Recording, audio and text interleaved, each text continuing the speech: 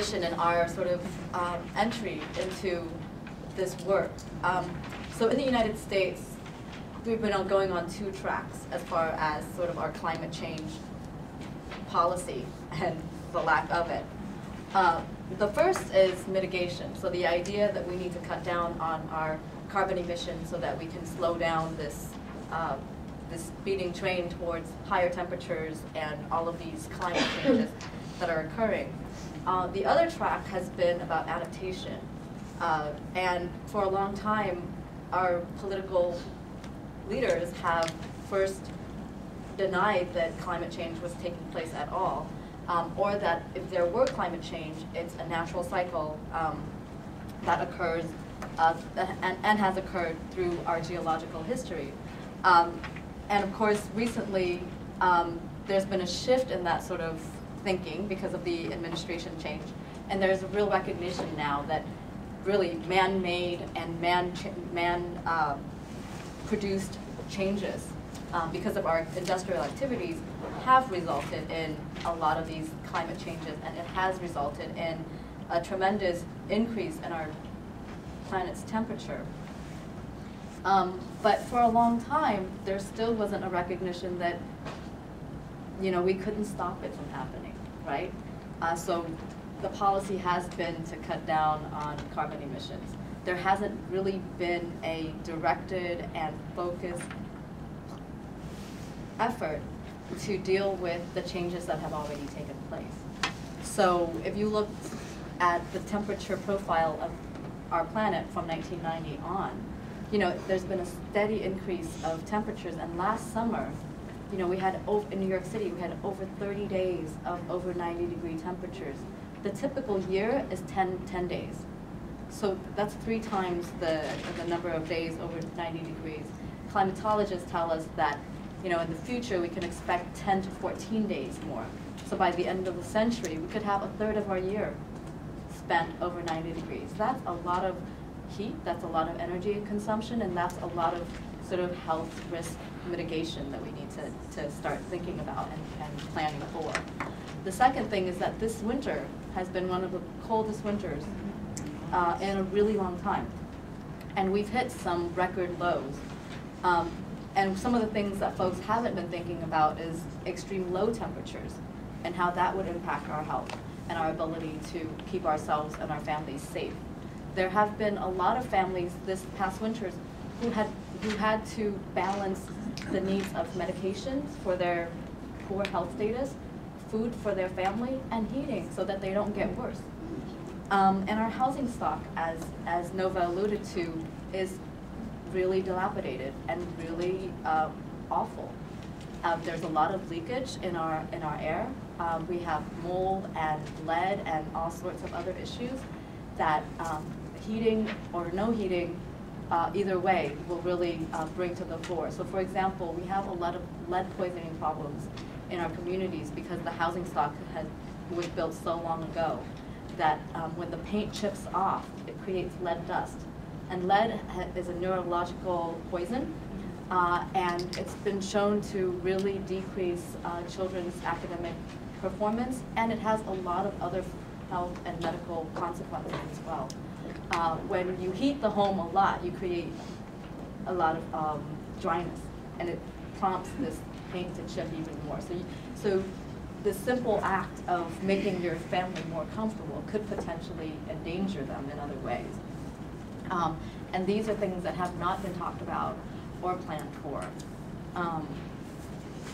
So what we started doing a few years ago was to start a community discussion around, you know, how would we start understanding what our problems are in order to start a planning process.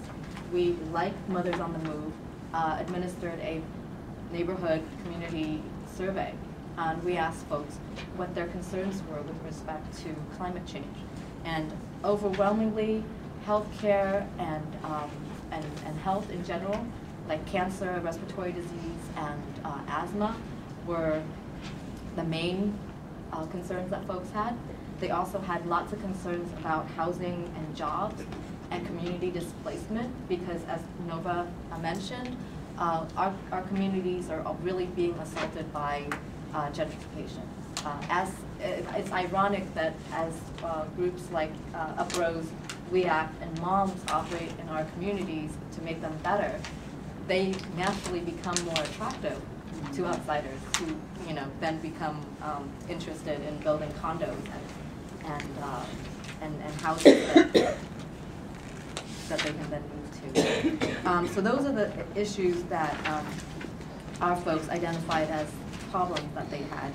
Things that are unique to Northern Manhattan and New York City and other urban areas like ours are that we have a unique concentration of vulnerable populations.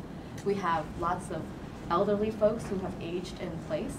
So we have people, as I was telling Jackie before, who have lived in our communities since the 1940s and maybe even before. And they don't have anywhere else to go if something happened to their communities. They have very poor health because we are the city's dumping ground for a lot of municipal facilities and roadways that they would never put near wealthier neighborhoods, they put near ours. Exit ramps that are poorly designed, so they're clogged all the time off of highways, are placed in our neighborhoods. So we have very high rates of asthma, cardiovascular disease, and respiratory disease, in addition to a lot of other debilitating and disability issues. Our folks are very movement limited, so the simple act of walking down to the corner to get your grocery might not be an issue for some of you, but it's a huge undertaking for many of our elderly and disabled folks. The other thing is that some of our neighborhoods are not very well monitored by law enforcement. And so they are fairly high crime. And this creates an atmosphere of fear where people don't want to leave their houses. So it's difficult for them to access food and access social services because they don't go outside very much. Our health issues are also somewhat unique. Like I said, we're very close to municipal facilities like sewage treatment plants, like fertilizer companies, like roadways, like bus depots, like power plants. And so, we have asthma and cardiovascular diseases that can be very, very much aggravated by climate perturbation. So, for example, during this last summer when we had those long stretches of over 90-degree temperatures, a lot of folks got heat-related illnesses. And part of the problem was that they didn't know how to access, or they didn't have access to mitigating facilities. So for example, lots of folks didn't have air conditioning, and a lot of people that did couldn't run them because our public housing, at least in Manhattan, apparently shuts down your power after you've gone over a certain quota. So, if you've used it too much, they cut you down. It doesn't matter if it's 99 degrees outside. Some folks who were not in public housing couldn't run their air conditioning because it simply became too expensive. The rates in New York City, the rates during the summer are higher than electrical rates. In the summer are higher than they are in the winter time because obviously the demand is higher. Many of our neighborhoods are very far away from grocery stores and other supermarkets, and so it was difficult for people to go get water or fruits and vegetables that our medical providers tell us that we're supposed to be eating and drinking during these periods of high heat. And so a lot of these heat-related problems could have been avoided, but because of the context of our neighborhoods and the way that we're forced to live, it was difficult for people to mitigate.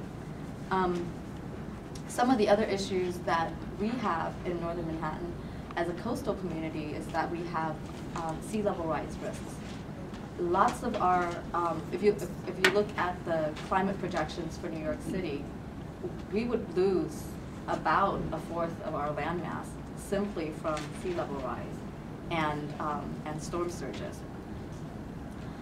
The problem with sea level rise is not just that we'll lose landmass and residences, we'll also be inundated in a lot of toxins and poisons, because we also have the storehouse of a very large inventory of brownfields and toxic land uses that, if flooded, could bring to the fore a lot of toxins that are now stored in the soil. We also are at risk for erosion. We have, despite the fact that we have these very lowland, former wetland sort of coastal areas, we also have a lot of highland that are risks for erosion and landslides and rock slides. Extreme heat and cold, which, like I said, are because of our poor housing stock and because of our poor health status and poor access to health care, is a tremendous risk to our community. And finally, extreme storms. We're lucky that we haven't had any issue with that recently, but there have been extreme storms in New York City historically, and the precariousness of our housing stock and our public facilities, put us at risk for not being able to deal with the next extreme storm that hits. So those are sort of our issues that have come to the fore as we've begun these community conversations and conducted these surveys. And we continue to do these, and we look forward to disseminating our findings soon.